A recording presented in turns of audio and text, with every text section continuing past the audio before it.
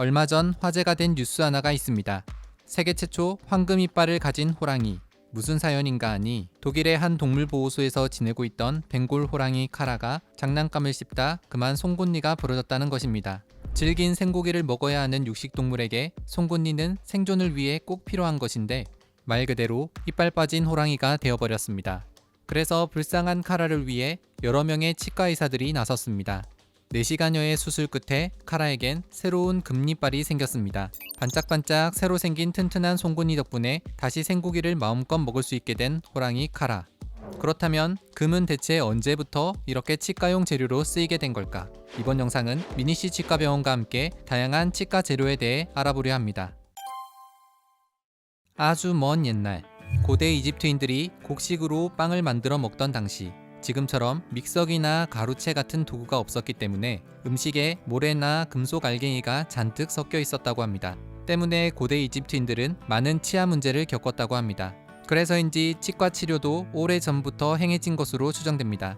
기원전 2500년경으로 추정되는 이집트의 유물에서는 2개의 치아에 구멍을 뚫어 금으로 엮어 고정한 것이 발견됐다고 합니다. 기원전 630년 초 에트루리아인은 흔들리는 치아를 고정하기 위해 금을 납작하게 편 다음 튼튼한 치아에 묶는 식으로 금을 사용했다고 합니다. 금은 1온스 28g 정도로 약 80kg의 금실을 뽑을 수 있을 만큼 아주 질기고 얇게 펴면 9제곱미터짜리 판을 만들 수 있을 정도로 유연한 금속입니다. 어지간해서는 변색되거나 녹슬지 않고 생체 친화적인 재료이기 때문에 인체에 해가 없었습니다. 그러나 장점만 있었던 건 아닙니다. 깨지지는 않지만 너무 물러서 씹을수록 모양이 변형되었습니다. 오늘날 치과용 금이 순금이 아닌 합금인 이유가 바로 여기에 있습니다. 게다가 금도 금속이라 치아와 접착이 되질 않았습니다. 이로 인해 치아와 금 사이의 틈에 2차 충치가 생길 위험이 높았고 또한 열전도율도 높아 차갑거나 뜨거운 음식을 섭취 시 이가 시리고 치아 색상과 현저히 달라 지나치게 튀는 단점도 있었습니다. 그래도 당시에는 금을 대체할 만한 재료가 없기도 했지만 금이 가진 많은 장점과 다루기 쉽다는 점 덕분에 현재까지도 치과에서 사용되는 가장 오래된 재료가 될 수 있었습니다. 사람들은 금보다 저렴하고 사용이 쉬우면서 튼튼한 다른 재료를 찾기 위해 많은 연구를 했습니다. 그러던 1819년 영국의 의사 벨은 낡은 은화를 갈아서 거기에 수은을 섞어 새로운 반죽을 만들게 됩니다. 그것이 바로 아말감. 하지만 은화는 순수한 은이 아니었기 때문에 아말감이 굳는 과정에서 팽창이 심해져서 치아를 부러뜨리거나 큰 통증을 불러오기도 했습니다. 7년 뒤인 1826년 프랑스의 치과의사 타보는 순수한 은에 수은을 혼합시킨 최초의 현대적 아말감, 실버 페이스트를 발명하게 됩니다. 아말감은 금에 비해서 값도 아주 저렴하고 통증, 불편감, 압박감 없이 2분 안에 치아를 치료할 수 있었습니다. 프랑스의 치의사인 크로크루 형제는 아말감이 치과 충전재로서 금과 동등하다고 홍보했다고 합니다. 당시 치과 치료에 주로 금을 사용하고 있던 미국도 프랑스로부터 아말감을 도입하여 사용하기 시작했습니다. 그런데 초창기의 아말감 반죽에는 수은이 완전히 결합하지 못해서 수은 금속 성분이 제법 남아 있었습니다. 크로크루 형제에게 치료받은 환자들에게 건강 문제가 발생하기도 하면서 아말감을 둘러싼 유해성 논쟁이 대두되기 시작했습니다. 심지어 1839년 미국 치과의사협회는 아말감 사용 금지 서약까지 만들게 됩니다. 이후 약 20년 동안 아말감 사용 찬반 논쟁이 계속되는데 이를 아말감 전쟁이라고 부릅니다. 그러던 1895년 미국의 치과의사 그린 바디먼 블랙은 계속해서 아말감에 대한 연구를 하던 중 꽤 적절한 제조 비율을 찾아냈습니다. 이때 만들어진 아말감 합금은 치과 재료의 기초가 되어 지금까지도 널리 쓰이고 있습니다. 하지만 다른 재질에 비해서 접착력과 강도가 약한 편이어서 금이 가기 쉽고 2차 충치가 발생할 위험이 높습니다. 게다가 열전도율이 높아서 차거나 뜨거운 자극을 그대로 치아에 전달한다는 단점도 있습니다. 수은에 대한 유해성 문제 또한 계속해서 제기되고 있습니다. 1900년대 초까지만 해도 치과 치료를 하고 나면 금리가 되거나 은리가 되거나 둘 중 하나였습니다.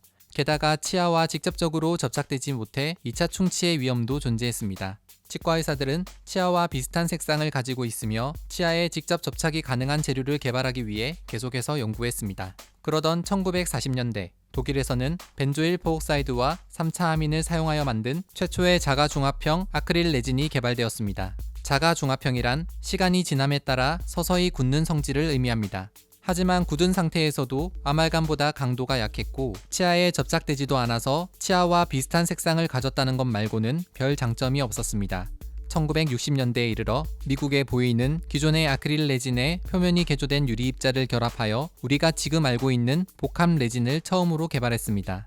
복합 레진은 연고처럼 되어 있기 때문에 쭉 짜내면 어느 부위에나 쉽게 채울 수 있고 치아 색상과 비슷해서 보기에도 좋을 뿐 아니라 무엇보다 금에 비해서 저렴했습니다. 하지만 레진은 굳을 때 수축하는 성질을 가지고 있고 치아의 범랑질과 비교했을 때 기계적 물성이 차이가 많이 나서 치아와 마찰되거나 양치질을 할 때 닳아 없어질 수도 있었습니다. 치과 의사들은 강도, 색상, 마모도 등 치아와 가장 비슷한 재질의 재료를 찾기 위해 노력했습니다. 그런 상황에서 각광받기 시작한 재료가 바로 세라믹입니다. 세라믹은 원래 도자기 재료로 만들어진 재료였지만 사실 아주 오래전인 1728년 근대 치의학의 아버지라 불리는 프랑스의 치과 의사 포샤르는 치과용 재료로 도자기에 관심을 가졌다고 합니다. 하지만 당시만 해도 기술이 부족했기 때문에 제대로 활용되지 못했습니다. 그러다 시간이 흘러 1889년 찰스 랜드가 세라믹을 이용한 크라운 치료법 포세린 자켓 크라운에 특허를 내면서 세라믹은 다시 주목받기 시작했습니다. 정확한 강도가 확인되지는 않았지만 그렇게 강하지는 않았던 것 같습니다. 이후 1960년대에 이르러 아브람 와인슈타인은 세라믹의 강도를 높이기 위해 금속에 세라믹을 씌워 만든 PFM을 개발했습니다. 그런데 PFM 내부의 금속은 생체 친화적이지 않았기 때문에 금속 알러지 반응이 생기기도 했습니다. 때문에 이를 보완하기 위해 금속 대신 금을 사용한 PFG가 개발됩니다. 전체적으로는 강도가 조금 높아지긴 했지만 외부의 포세린은 여전히 약해서 부서질 위험이 있었고 반투명한 세라믹을 통해 내부의 색상이 비쳐 보였습니다. 그래서 세라믹으로만 구성된 올 세라믹이 등장하게 됩니다. 하지만 세라믹은 강도가 약해 두껍게 제작해야만 씹는 힘에도 깨지지 않고 버틸 수가 있었습니다. 이 때문에 치아를 많이 삭제할 수밖에 없는 한계는 여전했지만 치아와 유사한 색상이라는 장점 때문에 각광을 받았습니다. 이후 인공 다이아몬드라 불릴 정도로 아주 강한 세라믹, 지르코니아가 탄생하게 됩니다. 그런데 이번에는 너무 강한 게 또 문제였습니다. 치료된 치아는 튼튼했지만 오히려 맞물리는 치아에 많은 충격을 줘서 마모되는 단점이 있었습니다. 또한 지르코니아는 치아와 접착이 되질 않았습니다. 그래서 씹는 힘을 온전히 지르코니아만으로 버텨내야 했기에 아주 강한 지르코니아라도 얇게 제작하면 깨져버려서 두껍게 제작해야만 했습니다. 즉 지르코니아도 많은 치아 삭제량의 한계는 극복하지 못했던 겁니다. 세라믹의 강도를 높이기 위한 지속적인 노력 덕분에 세라믹을 압축하여 강도를 높인 강화 세라믹이 등장하게 됩니다. 치아와 유사한 색상이면서도 치아와 접착이 잘 되고 강도도 치아와 유사해 얇게 제작해도 문제가 없어 치아 삭제량을 현저히 줄일 수 있었습니다. 그러나 기존 세라믹은 덧붙이면서 굳히는 방식인 반면 강화 세라믹은 블록 형태라 이것을 깎아서 치아를 제작해야 했고 이 때문에 강화 세라믹 블록을 깎는 장비가 필요했습니다. 그런데 장비는 0.6mm 정도의 수준까지만 얇게 제작이 가능했습니다. 얇아도 치아에 접착되면 치아와 하나가 되어 깨질 염려가 없지만 얇게 제작하는 과정에서 깨질 수 있었기 때문입니다. 그래서 0.6mm까지는 장비를 이용하고 이후 기공사의 손을 거치는 복잡한 과정을 거친 뒤에야 0.1mm 정도로 얇게 제작할 수 있었습니다.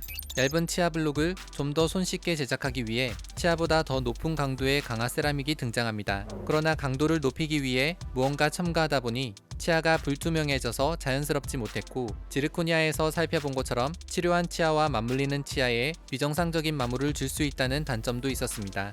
여기까지가 현재까지의 치과 재료의 역사입니다. 앞으로의 치과 재료는 얼마나 본래의 치아와 유사한 물성을 가진 재료이냐, 얼마나 치아와 잘 접착되느냐는 관점에서 발전합니다. 더불어 그런 재료는 다루기 쉽지 않으면서 얇게 제작해야 하기에 치과 기술은 얼마나 정밀하고 세밀하게 제작하느냐도 중요합니다. 그러나 무엇보다 중요한 건 아무리 치과 재료가 발전한다 하더라도 본래의 내 치아보다 더 좋은 재료는 없다는 점입니다. 올바른 치아 관리가 필요한 이유는 바로 여기에 있다는 점. 지금까지 미니시 치과병원과 함께 치과 재료에 대해 알아봤습니다.